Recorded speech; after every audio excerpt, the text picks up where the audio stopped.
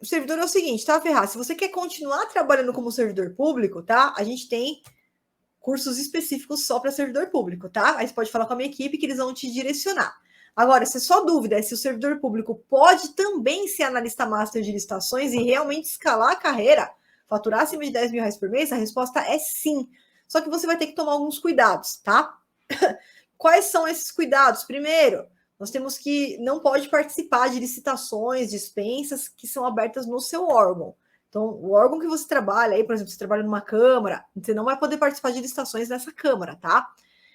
E tem alguns outros cuidados que você tem que tomar, como, por exemplo, compatibilidade de horários, né? E aí, o que eu fiz, Ferraz? Eu gravei um podcast completo sobre isso. É só você colocar no Google, servidor público pode ser analista de licitação, você já vai ser direcionado direto para o meu podcast.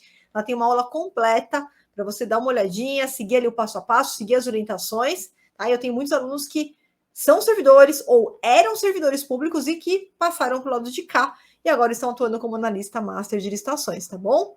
Luiz, para quem nunca trabalhou nessa área, pode se tornar um tubarão? Sem dúvida nenhuma, tá? Depois dá uma olhadinha aqui no YouTube mesmo, vai lá na playlist, sim, em playlist tem lá uma playlist podcast Tubarão.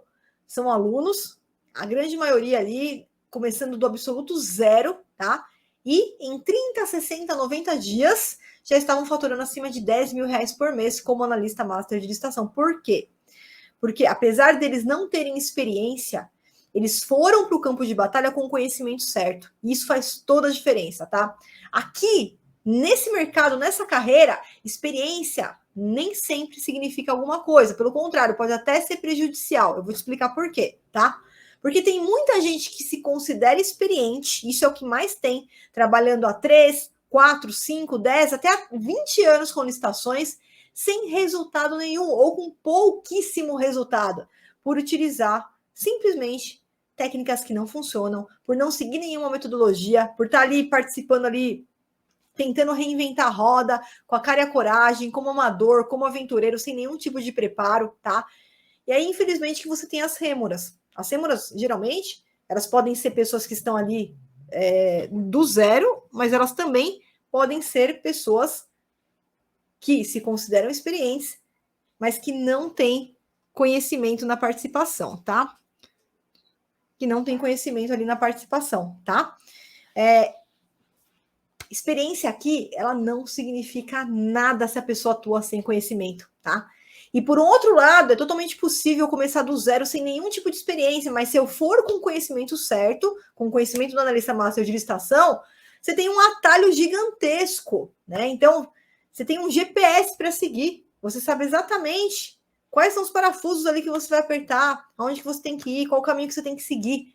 E por isso que o tubarão ele consegue um resultado tão rápido, porque ele já tem o GPS ali, a rota do analista, a rota do comprador, exatamente passo a passo o GPS para seguir, tá? Quem não tem conhecimento erra em toda a documentação, tá? Então, assim, a gente tem 4 conjuntos de documentos quando a gente vai participar de licitações, tá? O primeiro a gente chama de habilitação jurídica, que nada mais é do que alguns documentos que comprovam que aquela empresa é aberta, que aquela empresa é regular, por exemplo, contrato social, ou no caso do MEI, o CCMEI. Então, a gente tem ali uma documentação, né, para ver que aquela empresa, ela realmente ela está aberta, é um empresário regularizado, que pode fechar contratos com o governo, tá? Depois nós temos a habilitação, o segundo conjunto, tá? A habilitação, regularidade fiscal e trabalhista. Então, são algumas certidões que todos os editais e também as dispensas eletrônicas, elas vão pedir.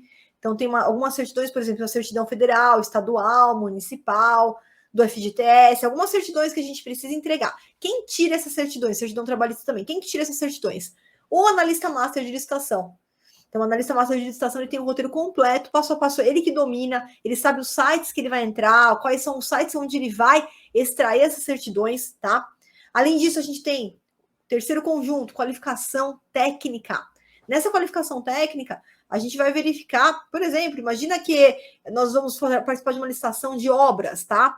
Então, aquela empresa ela tem que ter ali o registro dela no CREA, tem que ter um engenheiro que vai ali da empresa, tá? Que vai ser o responsável por erguer aquela obra. Né? Se eu vou fazer a contratação ali de um serviço e eu quero verificar se aquela empresa, antes, ela já realizou algum serviço parecido, eu posso pedir alguns atestados de capacidade técnica, o edital pode pedir. E o quarto conjunto de documentos é da qualificação econômico-financeira. Então, nessa seara, a gente vai verificar a saúde financeira da empresa, certidão de falência, concordata, balanço patrimonial. Nem sempre esses documentos eles são exigidos, tá? Mas quando o edital exigir, a gente tem que entregar.